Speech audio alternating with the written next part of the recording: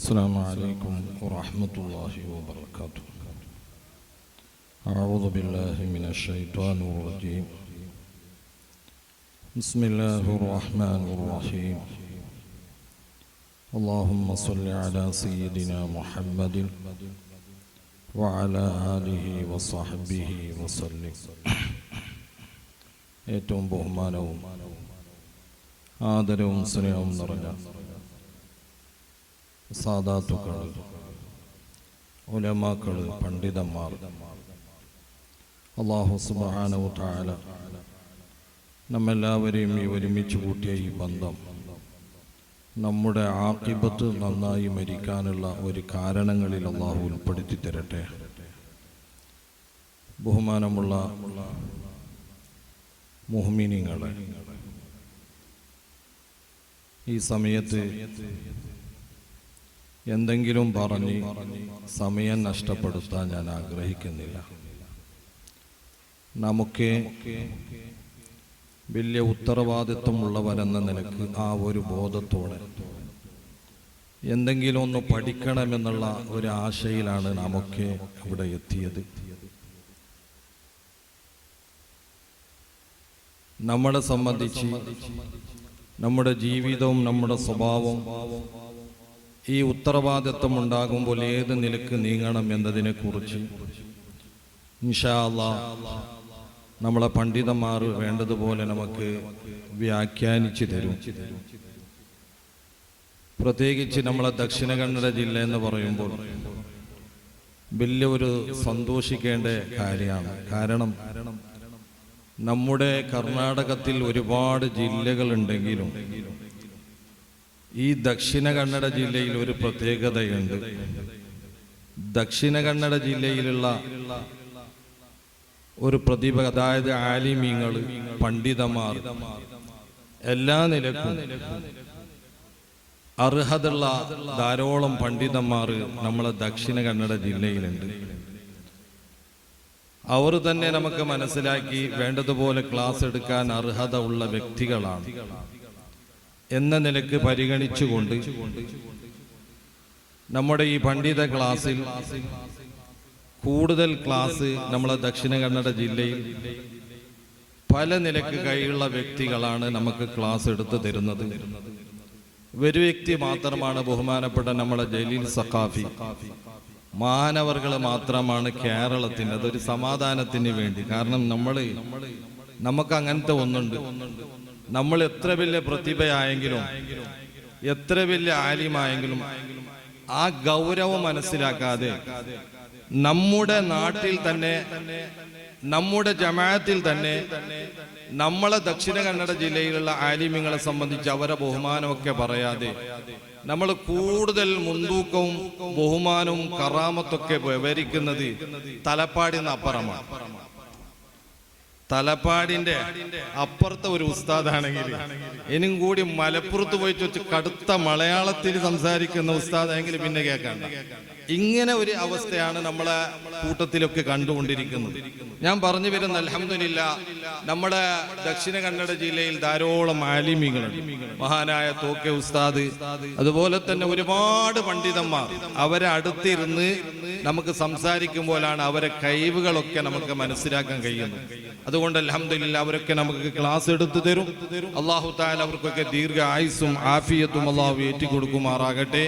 ബഹുമാനമുള്ള മുഅ്മിനീങ്ങളെ, അല്ലാഹു തആല നമ്മളെ സംബന്ധിച്ച് ഖുർആനിൽ പറഞ്ഞ ഒരു പദമാണ് ഇന്നമാ യഖ്ഷല്ലാഹ മിൻ ഇബാദിൽ ഉലമാ. ആലിമീങ്ങൾ എന്ന് പറഞ്ഞെങ്കിൽ അല്ലാഹുവിനെ പേടിക്കുന്ന ഒരു വിഭാഗമാണ്. അപ്പൊ ഇൽമുള്ളത് കൊണ്ട് മതിയാവൂല. ആ ഇൽമ നേടി അത് ഉപകരിച്ച് അള്ളാഹുവിനെ പേടിക്കുന്ന അടിമകളായി നമ്മൾ മാറണം. ഇൽമുണ്ടായത് കൊണ്ട് മാത്രം ഞാനൊരു വലിയ ആള് എന്ന് നമ്മളെ കൽബിൽ വന്നു പോകരുത്. ഇബിലീസിനേക്കാൾ ഇൽമുള്ളത് ലോകത്ത് ആരുമില്ല. ഇനി മനുഷ്യവർഗത്തിൽ തന്നെ നമ്മൾ ചിന്തിക്കുകയാണെങ്കിൽ നമ്മളെ മുമ്പിൽ തന്നെ അനുഭവത്തിൽ നമ്മൾ കേട്ട വലിയ ഒരു പണ്ഡിതനാണ് ചേകന്നൂർ. അദ്ദേഹം ബാക്കിയാത്ത് കോളേജിൽ പോയി വിരുദമെടുത്ത വ്യക്തിയാണ്. അത് മാത്രമല്ല ഖുർആൻ മുഴുവനും മനഃപ്പാഠമാക്കിയ ആളാണ്. ഇൽമിൽ ഒരു കുറവുമില്ല. പക്ഷേ ചേകന്നൂരിന്റെ പേര് കേൾക്കുമ്പോ ആരും തർലിയത്ത് ചെല്ലാനും ഇല്ല, നല്ല പദം ചെല്ലാനില്ല. അപ്പൊ ഞാൻ പറഞ്ഞു ഇൽമുള്ളത് കൊണ്ട് പറ്റിയില്ല, ആ ഇൽമ് നമുക്ക് ഉപകരിക്കണം. എന്നാൽ മാത്രമേ ഇന്നമാ യഖ്ഷല്ലാഹ മിൻ ഇബാദിൽ ഉലമ, ആ കൂട്ടത്തിൽ നമ്മൾ പെടുകയുള്ളൂ. അല്ലാഹു പെടുത്തി തരുമാറാകട്ടെ. നമ്മുടെ ചില വ്യക്തികളുടെ ഒരു സ്വഭാവമുണ്ട്. വയല് പറയുന്ന സമയത്ത്, പ്രസംഗിക്കുന്ന സമയത്ത്, വെള്ളിയാഴ്ച ജുമാക്ക് പ്രസംഗിക്കുമ്പോൾ ഒരു കാര്യത്തിന്റെ ഗൗരവം വലിയ ഗാംഭീര്യമായിട്ട് പറയും. ഗാംഭീര്യം എന്ന് പറഞ്ഞെങ്കിൽ അത് ചെറിയതും നല്ലത്. കേൾക്കുന്ന വ്യക്തികൾ പഠിച്ചോന് ഇത്ര ഗൗരവമുണ്ടാ എന്ന നിലക്ക് ആയത്തും ഹദീസും അതിന്റെ ഗൗരവമൊക്കെ പറഞ്ഞ് വയല് പറയാനുണ്ട്. ആ സംഭവം തന്നെ ഓനിക്ക് അനുഭവിക്കുമ്പോൾ അത് ഒരു നിസ്സാരമായി കാണുന്ന വ്യക്തികളുണ്ട്. ഉദാഹരണത്തിന് പറയാം, 2 ദിവസം മുമ്പ് ഞാനൊരു സ്ഥലത്ത് വയലിന് പോകുമ്പോൾ നിസ്കരിക്കാൻ പോയി. മഗ്രിബ് നിസ്കരിക്കാൻ പോയപ്പോ അവിടുത്തെ പള്ളീന്റെ പേര് പറയുന്നില്ല, പിന്നെ ബേജാറായി പോയി. അപ്പൊ പള്ളിയില് ഒരു കാട്ടം കണ്ടെങ്കിൽ എന്ത് ചെയ്യണം? അതിന്റെ വയല് ഏതുവരെന്ന് പറഞ്ഞെങ്കിൽ അത് മുക്രിക്കനെ മാത്രം കാക്കാൻ പാടില്ല, പ്രസിഡന്റ് കണ്ടാൽ പോലും എടുക്കണം എന്നാണ് വയലില് പറയുന്നത്, അല്ലേ? അങ്ങനെയല്ലേ വയല് പറയുന്നത്? പക്ഷേ ആ മൊയിലാർ നിസ്കാരത്തിന് പോകുമ്പോ അനുസ്കരിക്കുന്ന മുസല്ലിനെ കുറിച്ച് കാട്ടാണ്. മൂപ്പർ എന്താക്കി അറിയോ? ആ മുസല്ലിനെടുത്ത് അപ്പുറത്തേക്ക് ഒരു കൊട്ട്, എപ്പുറത്തേക്ക് പള്ളിക്ക് കൊട്ടി. അപ്പൊ ഇങ്ങനെയുള്ള കുറെ വ്യക്തികൾ ഉണ്ട്. കാരണം ഗൗരവം ഭയങ്കര പറയലുണ്ട്. അതുപോലെ നമ്മൾ പല വിഷയങ്ങളൊക്കെ ചിന്തിക്കാനുണ്ട്. ഉദാഹരണത്തിന് ബാങ്ക് കൊടുക്കുന്ന കാര്യം, ബാങ്കിന് കൊടുക്കുന്ന മുക്കരിക്കന്റെ കറാമത്തും ബഹുമാനമൊക്കെ ഖുർആനിൽ പറഞ്ഞതാണ്. പക്ഷെ ഒരു ദിവസം മുക്കരിക്ക ഇല്ലെങ്കിൽ ഖത്തീബ് ഒന്ന് ബാങ്ക് കൊടുക്കാൻ പറയുമ്പോൾ വലിയൊരു താല്പര്യം ഇല്ല. അത് എന്റെ സ്റ്റേജിക്കൊക്കെ കുറവാണ്. പക്ഷെ ബാങ്കിന്റെ കറാമത്തൊക്കെ പറയും, ബാങ്ക് കൊടുക്കാനില്ല. ഇങ്ങനെ ചിന്തിക്കുന്ന അവസ്ഥ. മഹത്വങ്ങളും ബഹുമാനങ്ങളും ജനങ്ങൾക്ക് അവതരിപ്പിക്കുന്നുണ്ട്. പക്ഷേ അവന്റെ ജീവിതത്തിൽ അത് അനുഭവിക്കുമ്പോൾ അതിനെ വലിയ ഒരു ഗൗരവമായി കാണാതെ നീങ്ങുന്ന എത്രയോ പണ്ഡിതന്മാരുണ്ട്. ഏതുവരെ നിങ്ങൾ മനസ്സിലാക്കണം, ഇമാം ജമാഅത്തിന്റെ കാര്യം തന്നെ, ലാ തതുറുകന്ന ജമാഅതൻ ഖദ് ഫുളിലത് ബിസബഇ വൽഇസ്രീന മിൻ ഫളിലിൻ അലാ. ഈ വയലൊക്കെ ചൊല്ലി നല്ല കറാമത്തൊക്കെ ചിലപ്പോ കിതാബ് ചൊല്ലി കൊടുക്കുന്ന മുത്താലിമികൾ, മുദരിസെ, ഇതൊക്കെ എനിക്ക് അനുഭവം അറിയോ? ചില മഹലിന്റെ ഗൗരവാധ്യക്ഷമായിട്ടുള്ള ഞാൻ ഉണ്ട്. എനിക്ക് വന്ന കംപ്ലൈന്റ് ആണ് നിങ്ങളോട് പറയുന്നത്. മോളില് മുദരിസിൽ ജമാഅത്തിന് പോവില്ല. ചില കാരണങ്ങൾ ഉണ്ടാവും, പനി അതൊക്കെ ഉണ്ടാവും. ഒന്നുമില്ല, ഒരു വിഷയമില്ല. കാരണം 10 മിനിറ്റ് കഴിയുമ്പോൾ ഈ മുദരിസ് ഇറങ്ങിയിരുന്ന നല്ല ആരോഗ്യത്തിൽ പോകുന്നുണ്ട്.